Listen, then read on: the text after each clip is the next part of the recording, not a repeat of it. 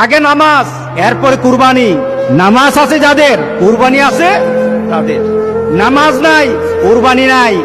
যে ব্যক্তি নামাজ পড়ে না, কুরবানি তার জন্য সফলতা বয়ে আনবে না। নামাজ নাই, কুরবানি হবে না তার। নামাজ ছাড়া কুরবানি হবে না। ইন্না আতাইনাকাল কাউসার ফাসাল্লি লিরাব্বিকা ওয়ানহার। নামাজ আগে, কুরবানি পড়ে।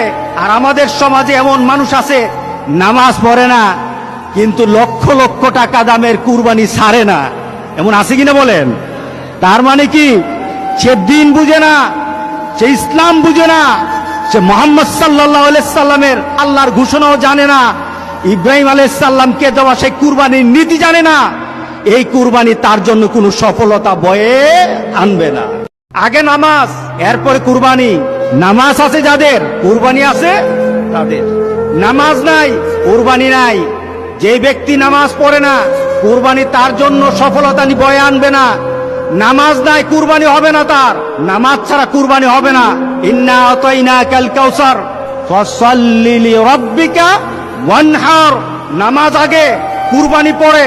আর আমাদের সমাজে এমন মানুষ আছে নামাজ পড়ে না, কিন্তু লক্ষ লক্ষ টাকা দামের কুরবানি ছাড়ে না।